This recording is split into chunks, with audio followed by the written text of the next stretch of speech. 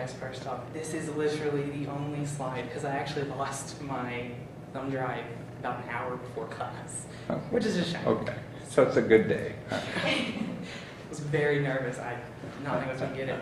Okay. But You're on. obviously, my speech is on how to plan a Disney vacation. So to start, show of hands, please. How many of you have been to Disney World or Disneyland? Okay. I'm not gonna lie. I have been to Disney World about 10 times in my life, and once I got here, you know, it would get brought up in certain conversations, and I found that not everybody's been, which is such a shame. But when I would ask them, you know, they would say, no, I haven't, but I would like to go. So my points are the basics of how to plan a good Disney vacation. First thing that I would say to you to decide where you're going to stay. Now, Disney World has hotels on their own property, their own hotels, or you could just stay off. It's much cheaper to stay off, but staying on has some of its own perks, to say. They come in 3 types. There is value, which are, you know, they're nice hotels. They're basic, basically. You have the moderate hotels, which are, you know, a little bit better amenities, more options. And then you have the deluxe, which are very expensive. This is the area where you will spend the most money going to Disney World. The room itself can cost quite a lot. Because when you look at ticket prices, you know, they're not very much. Disney World has 4 parks, and a ticket can cost, you know, $150. So, you know, not a whole lot when you take in the whole vacation. So, but the room can cost, you know, $150 each night, $160, and I've seen rooms that will cost like $5,000. Like, they can get up there. In a 2017 article from Kipperling's Personal Finance, they discuss how a lot of times with Disney World, they have their rooms at like 20 to 30% off. This can obviously save a ton of money for other areas of your vacation, or just save it in general.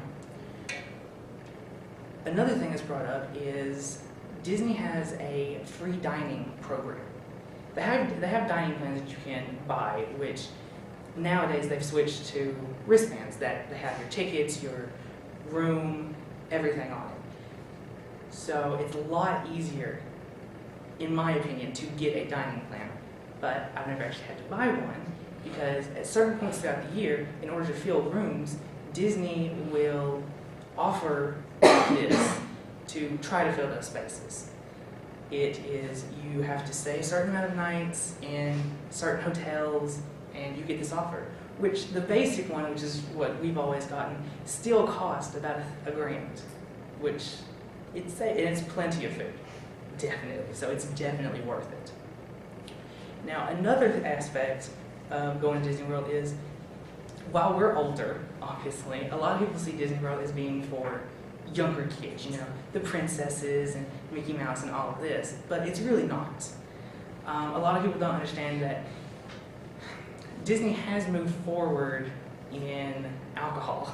They used to only sell it at Epcot in the countries, but they've since moved into the hotels and just little stores in certain areas that will sell alcohol. So I know some of us are not old enough to legally drink, but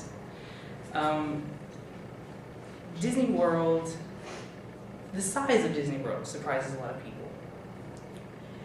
In a USA Today article from 2008, it states that Disney World owns 43 square miles of land. Now that is almost 2 times the size of Manhattan put that into relation, it is 2 times the size of Richmond plus 5 miles.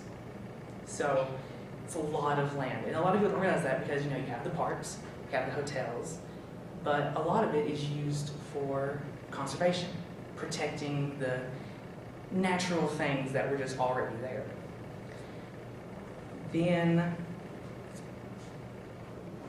in another area, aside from the parks and everything, there is an area called Disney Springs.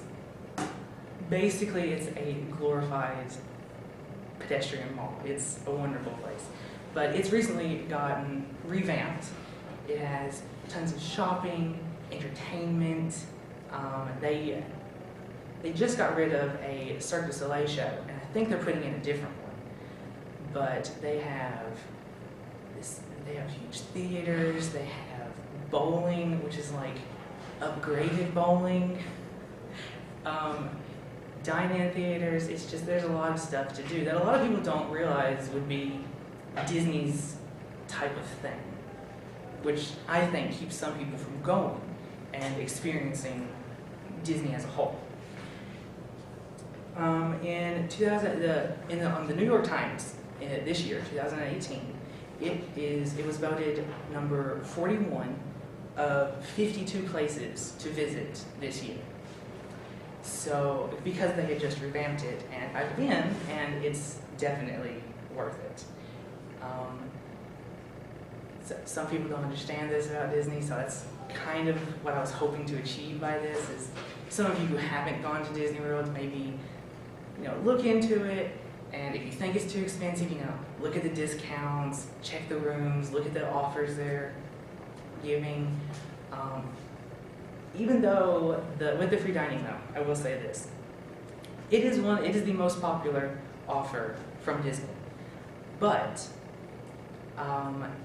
since they've started it, it has become the most popular, obviously. But there have been talks that they will end it. So this would be very unfortunate. But if you have the chance, I would definitely look into it and see if you can go, because this is very important. Once again, I apologize for the slides. It's such a shame. I mean, it was very cute, and just saying.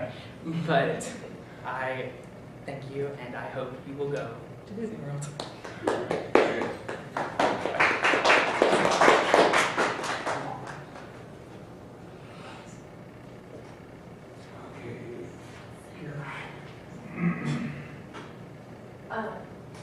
This may be like a stupid question, but I know Disney World is like huge.